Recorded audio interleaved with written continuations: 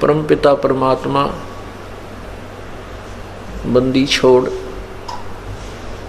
सारी सृष्टि के रचनहार कुल मालिक, कबीर देव, कबीर परमेश्वर, कबीर साहब,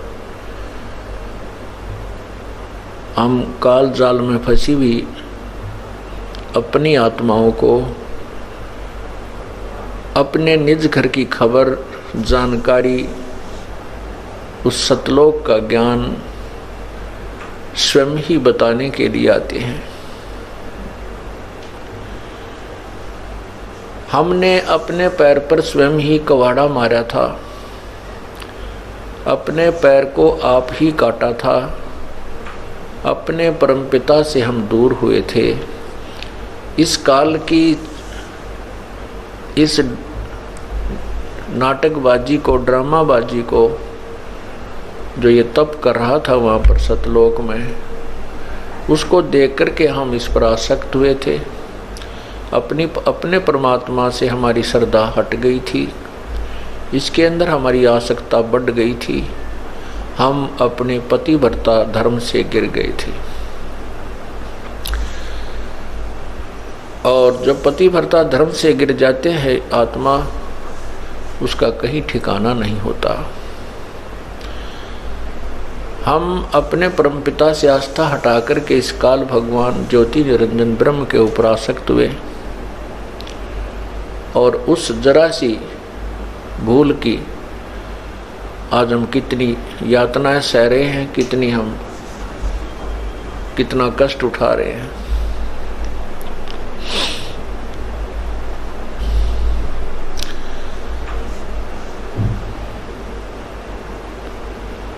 राजा राम की कार उलंघी गई, सीता लंक मजारे,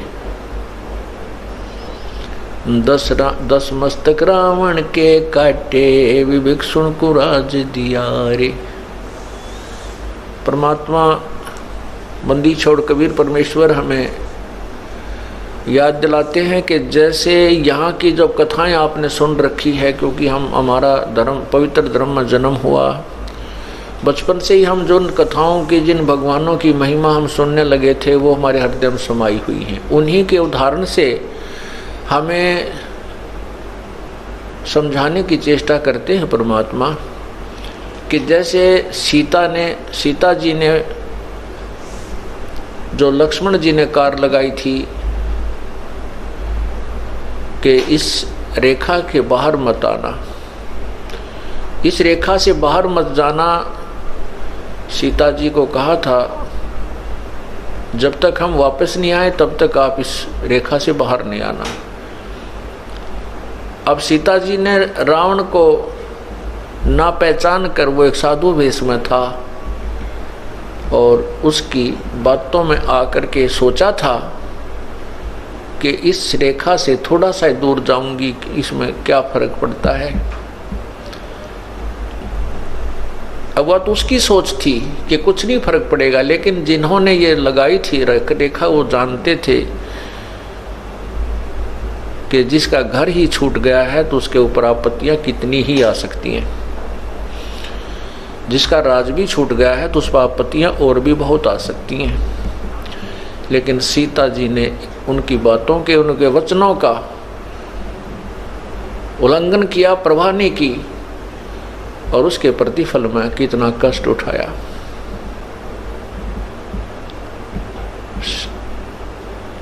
इसी प्रकार हमने अपनी नालायकी से इस काल को अपना हाथ पकड़ा दिया, ये हमें घसीट कर यहाँ ले आया इस गंदे लोक में। यहाँ अपने को कितनी पीड़ा दी जा रही है, हम आदी हो गए इन दुखों को सहन करने के। फिर हम एक दूसरे को देखते हैं, ये भी दुखी है, ये भी दुखी है, ये भी सुख, इतना ही दुख है।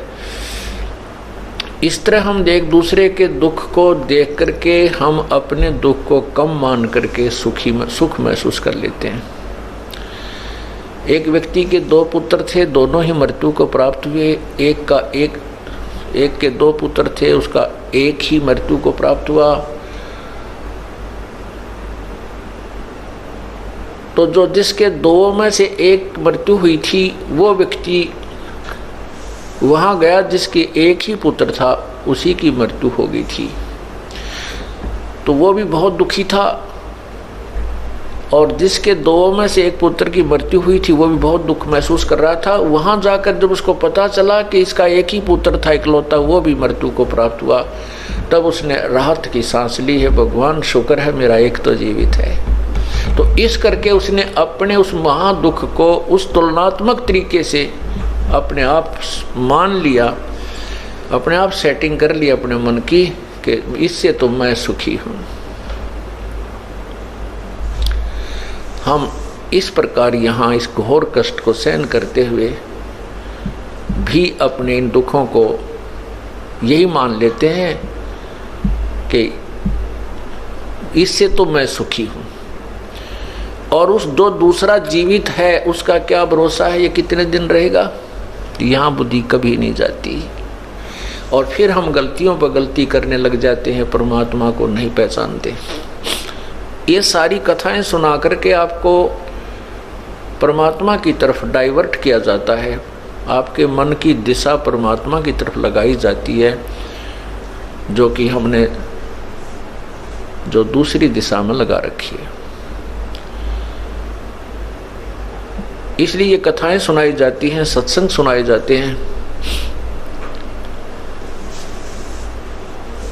इस काल ने हमारे को कितनी पीड़ा दे रखी है।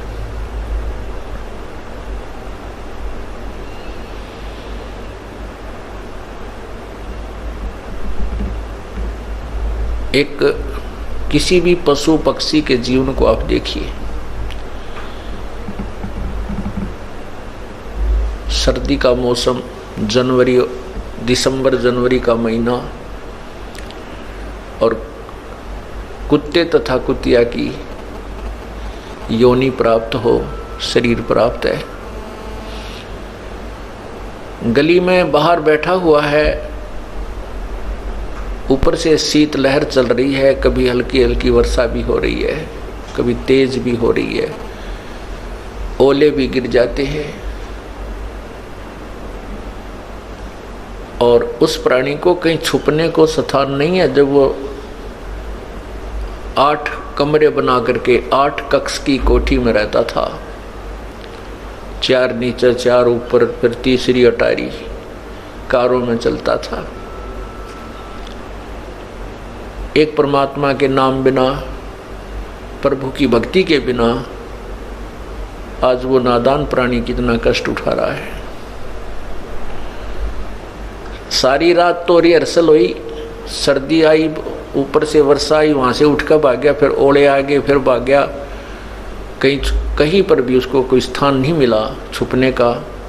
खूब पीड़ाएं सहन करी, किसी मोटर गाड़ी के नीचे या बैलगाड़ी के नीचे घुस के उसने अपनी जान बचाई। सुबह हुआ, भूख लगी,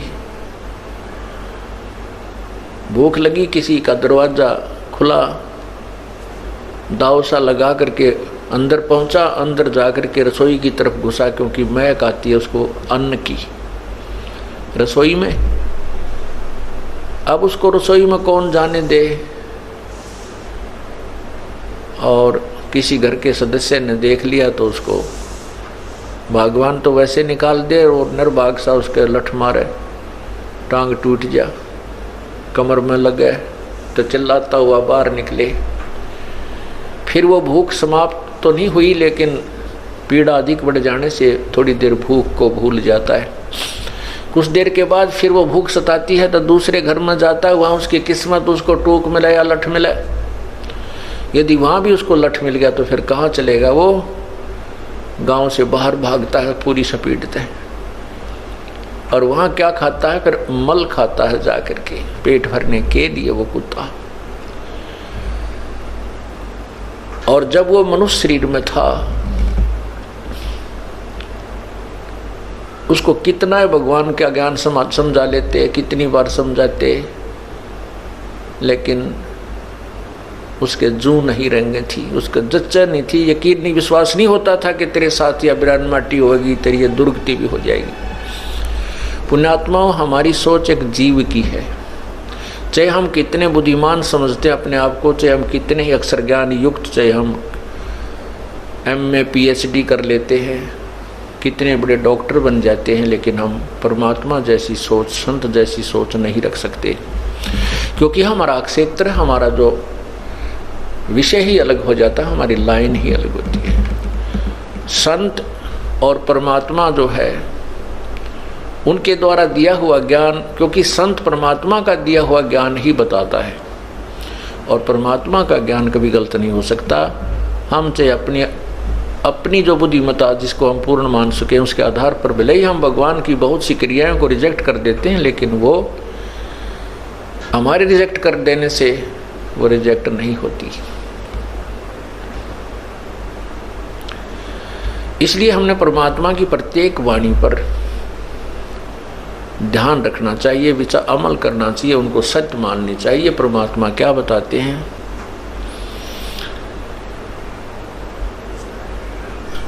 आगे गए न बावड़े, जो पहले जा चुके कहते वो वापस तुम्हारे घर में नहीं आए हैं, और रहते भी सब जाही, बिन साहेब की बंदगी कहीं ठोड़ ठिकाना नहीं। पूर्ण परमात्मा, साहेब का अर्थ होता प्रभु। ये भाषा भिन्न होने से कोई गॉड कहता है, कोई रब कहता है, कोई अल्लाह कहता है, कोई हम साहेब परमेश्वर राम कह देते हैं। तो सही मायनों में राम कौन है? क्योंकि हम जिस राम की तरफ संकेत करते हैं, हम जिस अल्लाह की तरफ संकेत करते हैं, गॉड की तरफ संकेत करते हैं, वो कबीर गॉड है, वो कबीर साहब है, कबीर परमेश्वर है, वो अल्लाह कबीर है, अल्लाह अकबर है। और ये कबीर अल्लाह वही है जो काशी में 120 वर्ष तक एक जुलाहे की भूमिका तथा एक महान कवि की भूमिका करके सहस्री राय थे, सहस्री चले गए। अब राम की परिभाषा, डेफिनेशन ऑफ गॉड भी हमें आज तक किसी संत ने नहीं बताई। किसी संत का मीन जो हम जिन संतों से परिचित थे। वैसे तो जिन महापुरुषों ने परमात्मा के साक्षात्कार हुआ, भगवान के दर्शन हुए हैं, उन्होंने तो वही यथार्थ ज्ञान दिया है जो प्रभु ने स्वयं बताया था। उन संतों को छोड़कर जिन्होंने परमात्मा का साक्षात्कार हुआ है और स्वयं परमात्मा प्रभु ने आकर के, साहिब ने आकर जो ज्ञान दिया, उसके अतिरिक्त अन्य ऋषियों, महर्षियों और संतों को तो परमात्मा की परिभाषा का भी ज्ञान नहीं था। इसी कारण से हम राम कहते हैं। जैसे आपको कथा सुनी थी कि पीपा जी एक राजा था, वो फिर संत बन गया। एक शहर में गया हुआ था, वहाँ एक मुसलमान तेलन थी। उसको साधु, उस पीपा जी ने कहा कि बेबे राम बोल, राम राम। तो वो कहने लगी, तो कौन से धर्म का है तू, तेरा क्या इसम, क्यों बोलूँ मैं राम? राम तो मरने के बाद बोलते हैं, हमारा कोई मर थोड़ा ही रहा है। तू बोल राम, तू बोल राम, तू बोल ले। कहने का भाव यह है कि उसको राम बोलना ही पाप बता रखा था कि राम तो कहना है नहीं, ये तो हिंदू कहा करते हैं। हमने एक दूसरे का विरोध इतना सीरियसली कर लिया कि हिंदू ऐसे कहें तो मुसलमान ऐसे कहें, वो ऐसे करें तो हम ऐसे करें, यानी इतना विरोध बना लिया। जबकि परमात्मा एक है, हम एक पिता की संतान हैं। केवल ये स्वार्थी जो गुरु पीर परमात्मा से अपरिचित थे, वही हमें ऐसे दिग्भ्रष्ट कर देते हैं, मिसगाइड करते हैं। उसी आधार पर उस मालन ने संत जी से कहा कि तू बोल राम, तुम्हारा मर गया होगा कोई, हमारे कोई मरा थोड़ा ही है। तब पीपा जी ने कहा था कि तेरा मरियो खसम, चल तेरा पति मर जाएगा, तू फिर तो बोल लेना राम राम। तेलन जो अपने घर गई तो वहाँ देखा तो तेली अपने बैल के लिए चारा रोड़ा था, चारा ठीक कर रहा था, उसमें से मिट्टी मैटी निकाल कर नो साफ करने लग रहा था। उसके देखते देखते मर गया वो। फिर वो लागी रोन बुरी तरह, लाओ किताब बोलो राम, तब पीपा जी कहने लगे, ले माई अब बोल भगवान का नाम। अब तो बोलेगी ना कि परमात्मा का नाम तो ले ले कुछ थोड़ी बहुत देर, यही कारण से ही। तब उसके पैर पकड़े, पीपा जी मुझे माफ़ करो। तब उसने कहा, नालायक, भगवान एक है, हमने दो बना लिए। उसी समय तेली को जीवित कर दिया। उसके बाद उस तेली परिवार ने वो रूढ़िवादिता त्याग दी और सत्भक्ति स्वीकार की।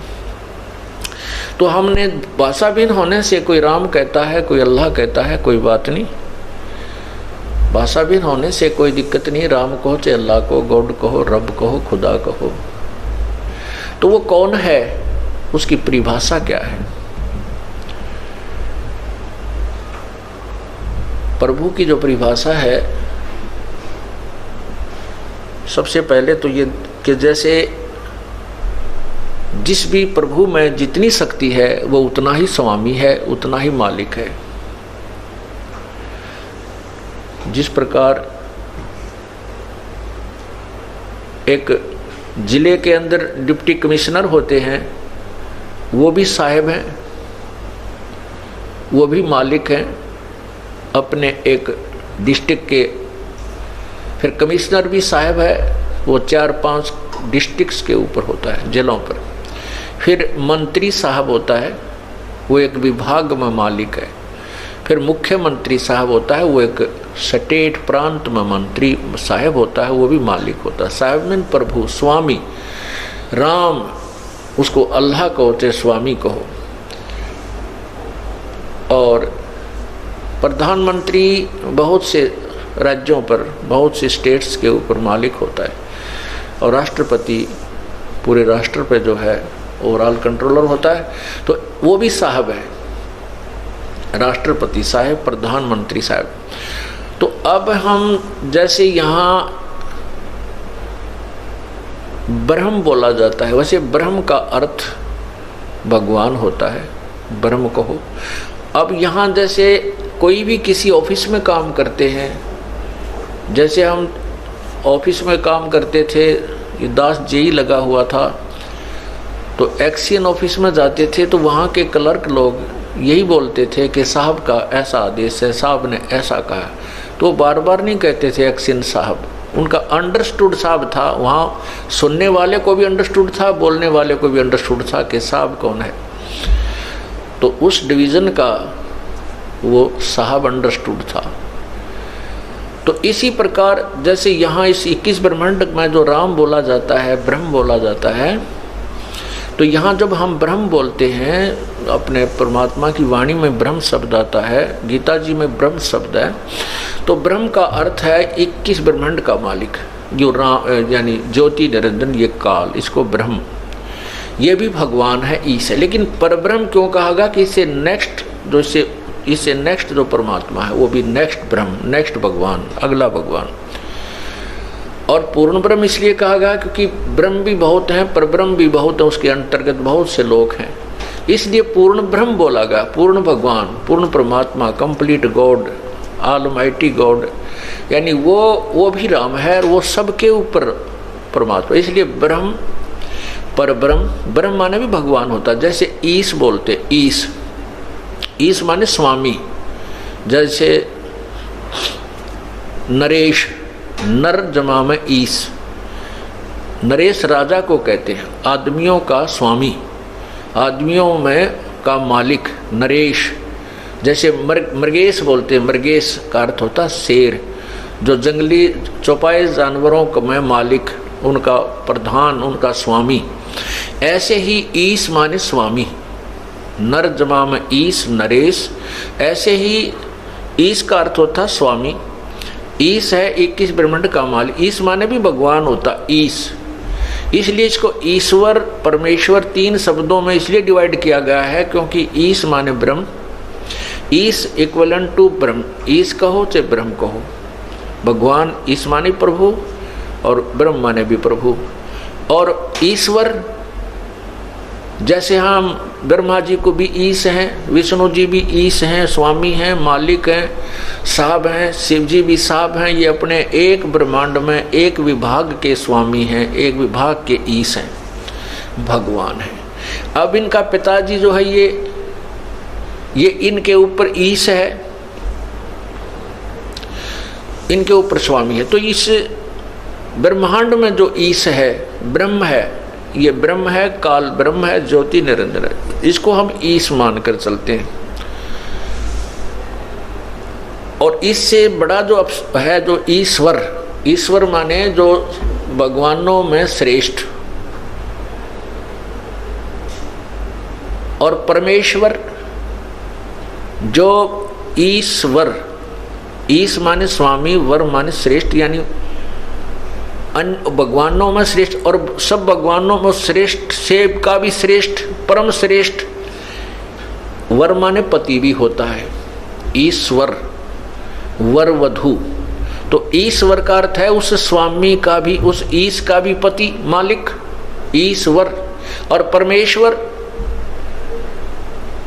परमेश्वर उस ईश्वर का भी परम वर, उस ईश्वर से भी परम श्रेष्ठ परमेश्वर कहलाता है। ईश ब्रह्म, ईश्वर पर ब्रह्म, और परमेश्वर पूर्ण ब्रह्म, परम अक्षर ब्रह्म। इस प्रकार हमने ये प्रभु की जो डेफिनेशन है ऐसे समझना है।